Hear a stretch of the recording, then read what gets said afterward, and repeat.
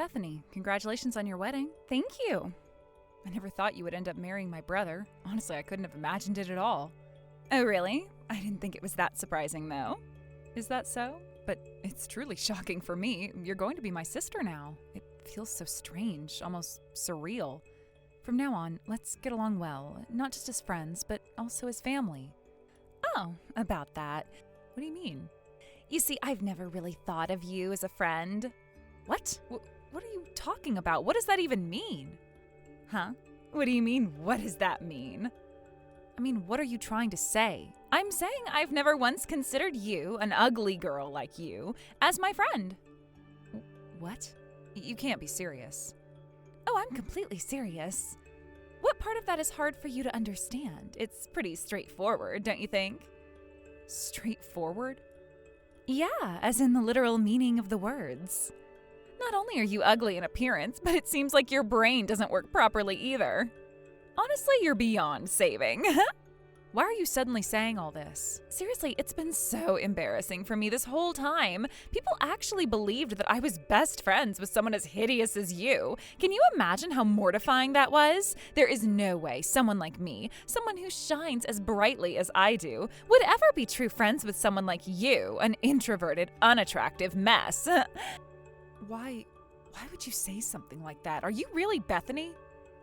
Is this actually you? Maybe someone hacked your phone. No, it's me, the real Bethany, 100% authentic. But there's no way you'd say such horrible things. The Bethany I know is kind and caring. You always protected me when I was being bullied. Oh, please, that was all an act. An act? What do you mean? Wow, you're even dumber than I thought. Do I really need to explain everything to you from A to Z? I'm sorry. Oh, whatever. I already know how slow you are, so I'll spell it out for you in simple terms. Listen carefully. From the very beginning, my goal was always Jacob. What? My brother? That's right. The moment I laid eyes on him, I knew. I just knew he had an incredibly bright future ahead of him. And I decided right then and there that I needed to stake my claim. That's why I pretended to be friends with you. No way. Exactly as I predicted. Jacob turned out to be amazing. He's a doctor now, isn't he? Talk about hitting the jackpot. I've got a great eye for these things, don't I? But oh, let me tell you, it wasn't easy. I had to put up with so much for the sake of securing my dream of a luxurious future. Being forced to hang out with someone as unattractive as you, it was pure torture. I mean, sure, being around someone moderately plain might make me look better by comparison, but your level of ugliness, that's just too much. Even waking next to you in public was humiliating. That's so cruel. Well, now that Jacob and I are getting married, I don't need to keep up the charade of being your friend anymore. So don't bother coming to the wedding, okay? It's bad enough that people thought we were friends. Imagine how much worse it would be if they knew you were my family. I mean, seriously, that's just unbearable. Oh, but don't get me wrong. I'm not saying Jacob is like you. Jacob is perfect. He's handsome, tall, clean-cut, and most importantly, he's a total elite. He's everything I could ever want in a husband. But you're just... No. Honestly, I can't believe you two are even related. Life is so unfair sometimes.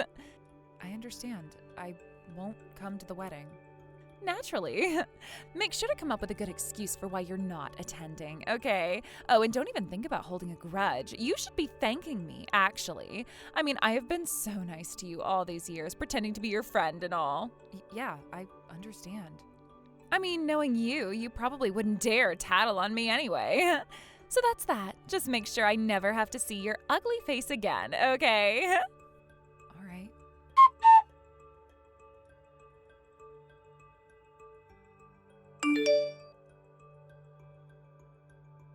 Hannah! Richard? Why are you contacting me all of a sudden? It's so unusual for you to reach out. I heard about you from Sky recently. From Sky? Yeah, he mentioned that you seem to be under a lot of mental strain, like really cornered. Is something going on? No, there's nothing wrong at all. Really? Yes, really, I'm truly fine. I'm sorry for causing you any concern. Well, it's not really me who's worried, it's Sky. You know how he's always been the meddlesome type.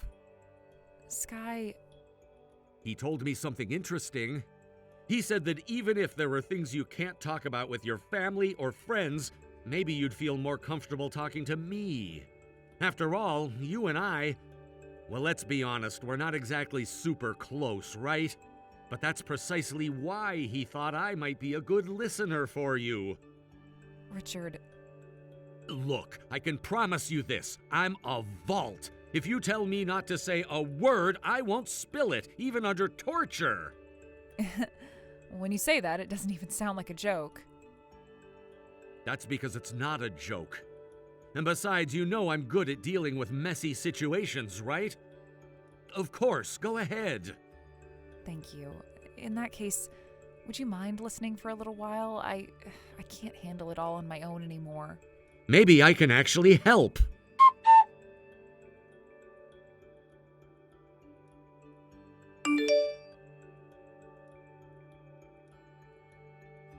Man, I have to say it's even worse than I imagined.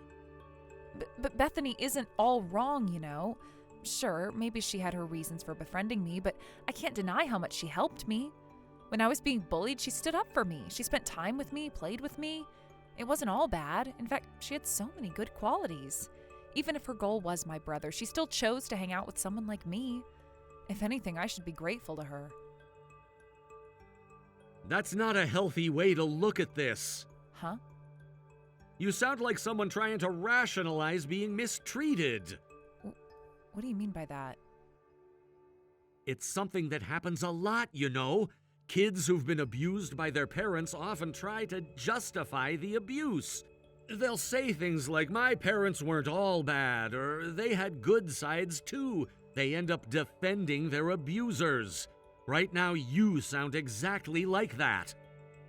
No, that's not. I'm not. Look, I'm not a psychiatrist, and I don't know the full details of your relationship with this Bethany person, so I'm not going to act like some all-knowing expert here. But something I've always wondered about you is this. Why do you have such a low opinion of yourself? You're constantly saying things like, someone like me, or putting yourself down. Why, you ask? Yeah, why do you talk about yourself like that? Well, it's because...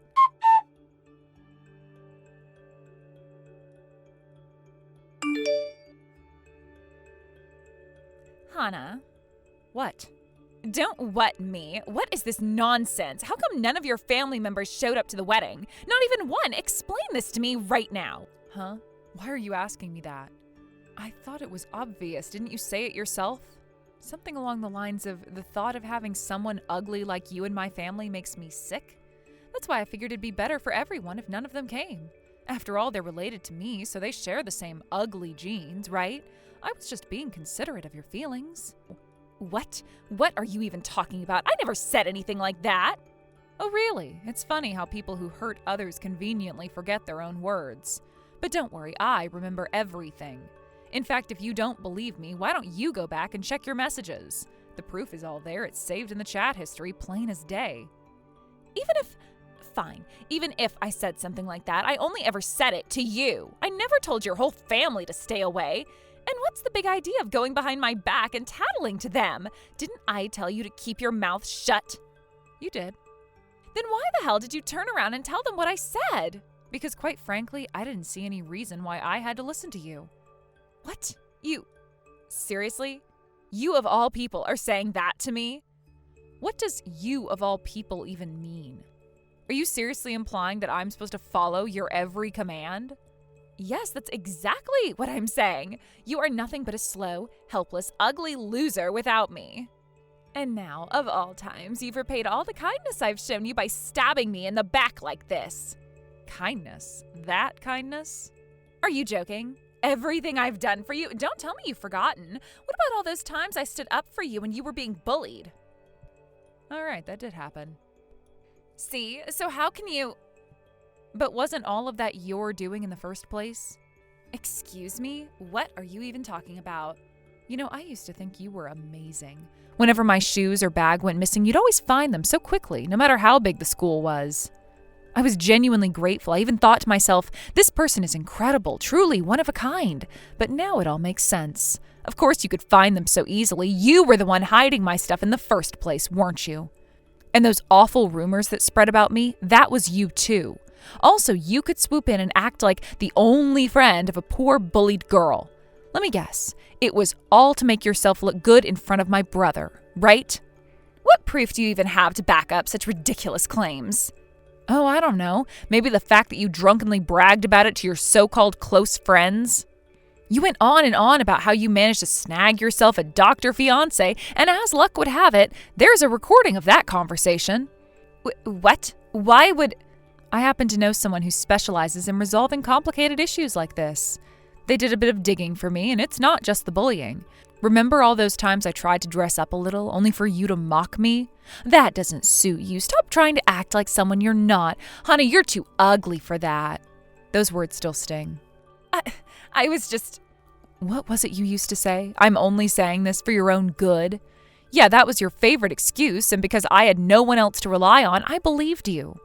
Every single time. And let's not forget about the part-time job you recommended to me. Remember that? The one where you insisted on taking half of my paycheck as some kind of placement fee? I knew something was off, but I didn't dare question it because, well, you told me to do it. You've been sabotaging my life from the very beginning. Everything I've endured, all the pain and humiliation, it all traces back to you. So tell me, do you have anything to say for yourself? Say something! Oh, are you done now? Wow, that was quite the speech. Do you feel better after getting all of that off your chest? Honestly, it was so pathetic, I almost felt sorry for you. Almost. Do you really think dragging up ancient history is going to change anything now? Whatever, just get to the venue already. Do you have any idea how much of a mess you've caused today? A mess? If anyone's to blame for this disaster, it's you. This is entirely your fault. Oh, here we go, blaming others again. You always do this, don't you? No wonder you were such an easy target for bullies. You of all people have the nerve to say that to me? Enough! Just get over here and clean up your own mess. And while you're at it, explain to everyone exactly why this situation has spiraled out of control. Make sure they all know it's because of you. Fine. Hurry up, you useless slug!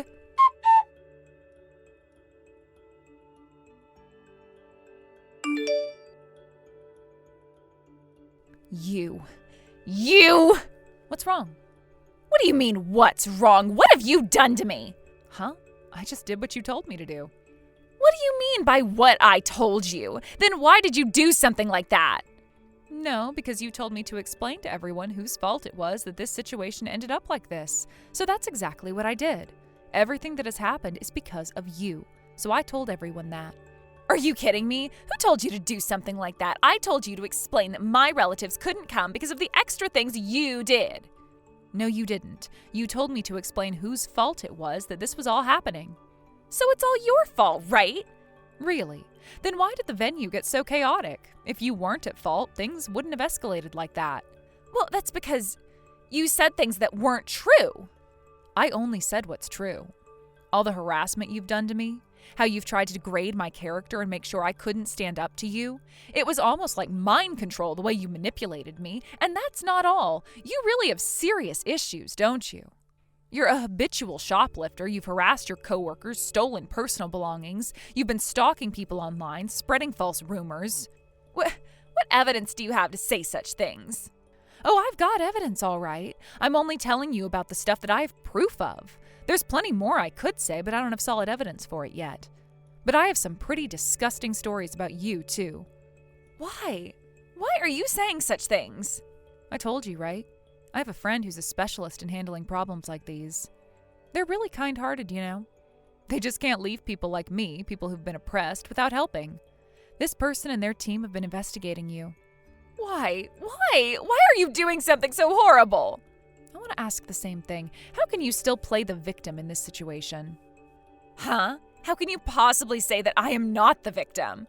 You too. You've been spreading lies about me to others, making my situation worse. I've only done the same to you. Well, maybe not the same. I only told the truth, but yours was all lies. No matter how you look at it, I'm the one who's been victimized. I don't care about your situation. I've been the one who suffered, so of course I'm the victim. You're really something else. I can't believe I thought of you as a close friend and trusted you with all my heart. I feel pathetic now. I don't care anymore. I've got Jacob on my side. No matter how much you try to pull me down, Jacob is going to be my husband. A doctor for a husband, that's the winning side. In fact, after all the things you've done to me, I'm sure you'll be the one cut off from the family. How sad for you. Well, I guess it's your own fault. Huh? What are you talking about? What do you mean, what do I mean? I'm just stating the facts. You can't understand that, can you? No. Are you still thinking you can marry my brother? What? What do you mean by that? What are you talking about? It's simple. After all that's happened, my brother would never marry you. Why not? What do you mean, why not? Would you really marry someone who's been so cruel to your sister? That's a different matter. It's not different at all. What? Now you're going to prioritize your sister over your fiancé? What a total siscon. Listen, the only reason my brother was attracted to you in the first place was because you were kind to me. You were nice to me, protected me when I was bullied, things like that. I used to tell my brother all the time. I told him how kind and sweet you were. Then, yeah, so now that I know you were just manipulating me, there's no reason for him to marry you. That's impossible. If that were true, he should have broken off the engagement by now. But here we are, having the wedding, and Jacob is still coming to the venue. Yeah, because I asked him to. Why would you? Obviously. I just wanted to make sure you got hurt as much as possible. What a terrible person. You're the last one who should say that. Well, the truth is, there's a more practical reason for everything. But with you, I thought if I just broke off the engagement normally, you'd probably make up all sorts of stories and gossip about me, turning my brother into the bad guy. So instead, I decided to just explain everything to all the people involved with proof so you couldn't deny it. What's the matter? Why are you so quiet all of a sudden? Oh, I see now. So that's how it is. What? What's going on? Oh, I almost ended up marrying a creepy siscon. That was close. I'm glad I realized just in time. I was about to become the sister-in-law to a total loser. Barely made it out. Ah, I see. It's just bravado, huh? I'm not being brave. You should know that the only reason you're acting all high and mighty right now is because you think you're safe. What do you mean? Do you think you can just get away with this? I'll sue you, you know. Oh, feel free to try. Huh? What's with that attitude? You're the one who's pretending to be tough. I told you, right? I know a professional who deals with problems like these. Even if you try to sue me, I've made sure not to lose. And even if you do, I've got a great lawyer who's ready to help me, so I'll be fine. You've got to be kidding me. How can you say something so ridiculous? Well, if you want to sue, go ahead. Even if you lose, it's not a big deal. It's a civil case anyway, unlike criminal cases. What do you mean? A civil case? What's that supposed to mean?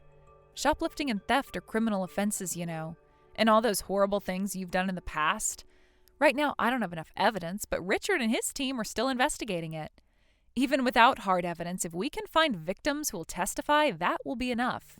Wait, if you do that, I understand. I get it now. We can talk. I said I'd sue you, but I take that back. So you'll drop the lawsuit too, right? That's fine, right? Of course not. Why not? I've already made my concession. But you're really something, aren't you? It's too late for any more negotiations. We've been talking for a long time now, and it's not even really worth discussing at this point. Yeah, I get it now. Should I apologize then? Sorry, I was wrong. Is that enough? Hey, at least answer me. Oh, sorry, I was just on the phone. Huh?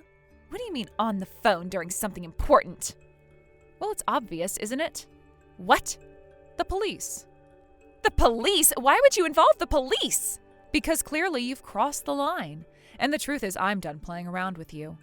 I've been trying to be nice and handle things peacefully, but you've made it impossible. You don't listen to reason, so this is the only option left. No, you can't do that. I swear I'll do anything. Please don't get the police involved. Just please. It's a little late for that, don't you think? You've been causing me and my family too much trouble. And not just recently, but for a long time. You're lucky it took this long for me to actually take action. Do you really think I'd just let you walk away from everything you've done? But I didn't mean to cause this much damage. I never wanted to hurt anyone. I don't know. It just spiraled out of control. I didn't want any of this. Oh, now you want to act innocent? Stop pretending like you didn't know exactly what you were doing. You've been manipulating everyone around you for years. And now you want to act like you've been wronged? I'm not buying it. I know I made mistakes, okay, but please, you have to believe me. I didn't want things to end up like this. I'm sorry. I really am. Sorry? Is that what you're offering now? After everything you've done? Sorry isn't enough, and you know it. You've ruined too many lives. And now you think a simple apology is going to fix everything? I was just trying to protect myself. I didn't know what else to do. You don't understand. What do you mean you didn't know what else to do? You think you can just hurt people to protect yourself? That's the most selfish thing I've ever heard. And you know what? I am done listening to these excuses. If you want to keep making mistakes, that's on you. But I'm not going to sit here and let you keep dragging everyone else down. But I don't know who else to turn to. I don't know how to fix things. I thought maybe I could make it all go away if I did this one thing, but it just kept getting worse. And now look at what you've done. Look at everything that's happened because of your actions. You've hurt people who cared about you. And for what? To try to cover up your own mistakes? No, I didn't want to cover anything up. I wanted to make things right. I thought if I could get everything to work out, then I could just move on and fix it. But I never meant for it to go this far. You have to believe me. I don't know if I can believe you anymore. You've lied to me so many times, and I've lost count of all the things you've hidden from me. You're only telling me what you think I want to hear, but it's too late. The damage is done. There's nothing you can say that will change that. Please, just hear me out. I can't let it end like this. I'll do anything. Please, just give me a chance to make things right.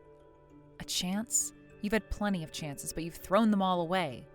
Every time you've had an opportunity to do the right thing, you've chosen the wrong path. I'm done trusting you, and I'm done trying to protect you. You don't get it. I've been trying so hard, but it's like everything I do just makes it worse. I'm not strong enough to fix everything. I can't undo what's been done, but I don't want to be alone in this. I need help. You don't need help from me. You need to face the consequences of what you've done.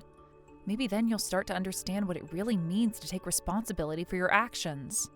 But that's something you've never done, and it's about time to start. I can't do this. I can't live with this guilt anymore. It's eating me alive. You don't know what it's like to carry all of this alone. I thought I could handle it, but I can't. I need you. Please, don't leave me like this. I'm not going anywhere. I'm not the one who needs to face consequences, remember? I'm just here to make sure you understand that you can't keep going like this. You need to own up to what you've done, and you need to stop trying to shift the blame on everyone else. But I can't. I'm not strong enough. I don't know how to make it right. I'm sorry. I'm sorry for everything. And you think saying sorry will fix it? You think that's going to make all the pain and destruction go away? No. Sorry doesn't work like that. You can't just say it and think everything will be fine. Then what do you want from me? What am I supposed to do? You need to make things right. You need to own up to what you've done, face the consequences, and make amends. And that means not trying to weasel your way out of this anymore. It means accepting responsibility for the damages you've caused. I've already done so much wrong. What if it's too late for me? What if I've ruined everything beyond repair? It's never too late to start making things right, but you have to want to change. You can't just sit around feeling sorry for yourself. You've got to put in the effort to fix what you've broken. I don't know if I can. I don't know if I can fix it. You won't know unless you try. But I'm not going to be the one to fix it for you. That's something you have to do on your own. So what happens now? Are you just going to turn your back on me? No, I'm not going to turn my back on you, but I can't keep enabling you either. I've been trying to help you, but I can't do it all for you. You have to take responsibility for yourself. I'm scared. What if I can't fix it? What if it's too late for me? You'll never know if you don't try. But if you keep giving up, then yeah, it'll be too late. But if you start taking steps to make things right, there's always hope. And if I fail? Well, then you try again. You keep trying until you get it right. But the first step is admitting that you've messed up. And that's something you've been avoiding for far too long. I think I can do that. I can try. I'll start by admitting that I've messed everything up, and I'll do everything I can to make things right. But I'm scared. What if it's too late? It's never too late. You just have to start. And you have to believe that you can make things better. Okay, I'll try. I don't want to keep running away from my problems. I want to make it right. Good. That's all I need to hear. Now, take the first step, and let's see what happens.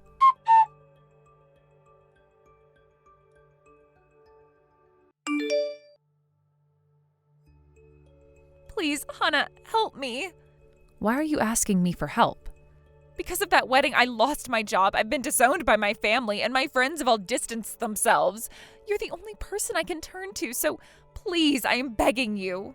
Even so, asking me for help is completely misplaced, don't you think? What do you mean? It's because of you doing something unnecessary that all of this happened, right? At least take responsibility for it. So you haven't reflected on anything, huh? I have reflected. That's why I'm here, humbling myself and asking for your help. You think humbling yourself is a form of reflection, huh? How much do you look down on me to come up with such a thought? Huh?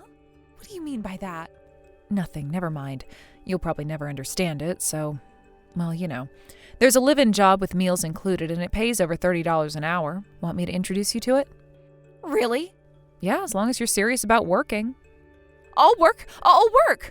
But you'd need some special equipment, and to get started, you'd need about $10,000. $10,000? I don't have that kind of money. Then I guess it won't work. How about a part-time job at a convenience store instead? I can't. I don't even have a place to stay. My phone will probably get cut off soon, and then I won't be able to. Should I negotiate to have it kept on for you? You can do that? Yeah. It'll be deducted from your paycheck, though. Yes, that works. I'll take it. All right, I understand. Okay, for now I'll save up enough for the essentials and then start from scratch. I hope that happens for you.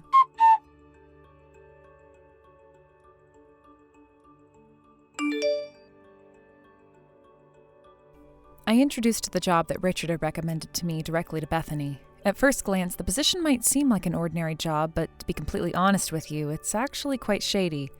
The company completely disregards labor laws, and in many ways it operates in a gray zone that could be seen as not just unethical, but also bordering on illegal. There are several aspects of the work that make me feel uncomfortable, but despite that, I wouldn't call it outright criminal activity. It's not like they're engaging in anything that would land anyone behind bars, but it's definitely not a place where most people would want to work, even if they had no other option.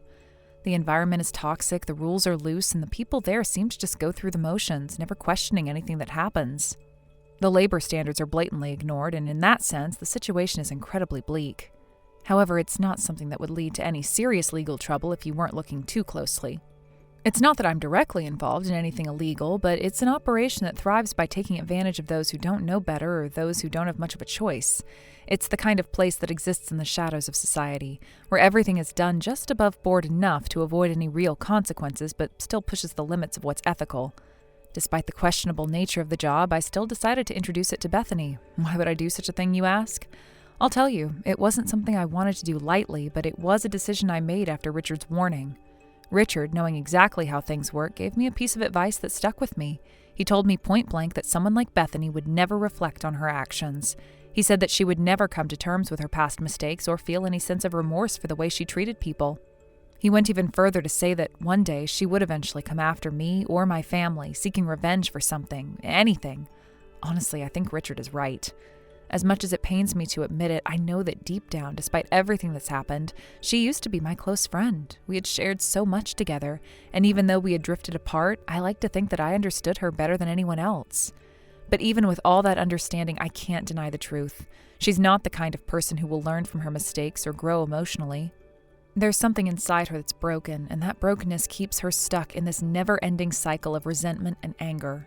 I never wanted to believe it, but I can't deny that it's true, and because I know what she's capable of, I knew I had to take a hard stance. So I made the decision to introduce her to this job, knowing exactly what kind of environment she would be stepping into. The job itself is not glamorous, nor is it even close to what most people would consider a good opportunity. The pay might seem reasonable at first glance, but that's where the catch lies. When I told Bethany that the position would come with room and board, I didn't tell her that she would have to pay for everything herself. The salary might seem like enough to survive on paper, but once everything is taken out for accommodation and food, there's not much left. Bethany will soon realize that the job isn't as simple as she might have thought. The work environment is grueling and the expectations are unrealistic. The long hours will drain her and there will be no room for personal time or communication with the outside world. The company prides itself on isolating its employees from anything that might distract them from the work at hand, and Bethany will have to adjust to that reality quickly. It's the kind of place where everyone keeps their head down, works without question, and simply follows orders without ever thinking about what they're doing. But what makes it worse is the way they've structured everything financially. The accommodation and food are not provided for free. They come with a hefty price tag. Every single day, Bethany will have a portion of her salary deducted to cover the cost of her room and meals. The deductions will be substantial, and by the end of each month, she'll find herself with less and less to show for all the hours she's worked. As if that wasn't enough, there's the issue of the $10,000 debt. This is where it gets really ugly. Bethany has always had a problem with managing money, and now it's come back to bite her. The $10,000 debt is a burden that she can never escape from. The company has made sure to include an interest clause, so every month her debt will grow. The interest will be deducted directly from her paycheck, further reducing the amount she can save or use for personal expenses. She won't be able to pay it off quickly, and with the high interest rates, it could take years to clear the debt, if she ever manages to do so at all. And that's not the worst part. The most important detail, the one that seals her fate in this arrangement, is the job placement fee that I'm taking. As a part of the deal, I'm entitled to half of her salary. That's right, half of everything she makes will be taken by me. When I told her that this was part of the arrangement, she didn't seem to understand the full impact of it. She's so caught up in her own world that she failed to grasp just how severe this would be for her. It's not a matter of just a few $100s here and there. It's half of her paycheck, month after month, with no way of getting out of it. The situation is dire, and once she's in it, there will be no way to escape. The money will never stop flowing out of her account, and she will be stuck in this cycle indefinitely. Bethany used to say that this was just the way things worked. I remember her saying to me more than once when we were younger, "That's how it is," she would say, as if it were some sort of unchangeable rule of life. But now the consequences of that mindset are catching up with her, and she doesn't even realize it. Even though Bethany will work herself to exhaustion every single day, she will never be able to pay off that $10,000 debt. The interest will keep piling up, and she will never see an end to it. And the worst part is, she'll be working under these horrible conditions for the rest of her life. There's no way out, no possibility of a better future for her. The sad truth is that this job will trap her. She'll never be able to leave, not without giving up everything she's worked for. Her options will shrink more and more as time goes on until she's just another cog in the machine, grinding away day after day with no hope of a better life. Bethany might think she's being clever by accepting this position, that she's somehow outsmarting me or finding her way into something better, but she doesn't know what she's getting herself into. She thinks that she can handle the work, that she can tough it out, but the truth is that she won't be able to last. The longer she stays in this job, the more she'll lose, until there's nothing left of her but a shell of the person she once was. And as for me, well, I'm not sorry for what's going to happen to her. It's harsh, yes, but it's the only way to ensure that she never comes after me or my family. Richard was right. Bethany will never change. She'll never learn from her mistakes, and so I've made the choice to protect myself, to protect those I care about, even if it means sending her down this dark path. The sad reality is that she's already lost, and I've made my peace with that. I know this is going to sound harsh, but the reality of the situation is that Bethany will never find a way out. She'll be stuck in a vicious cycle where the debts continue to pile up and the pressure will slowly crush her piece by piece. She won't be able to escape, not unless she breaks free of everything she's known, everything that holds her back, and that's not something she's capable of doing, not in the state she's in now.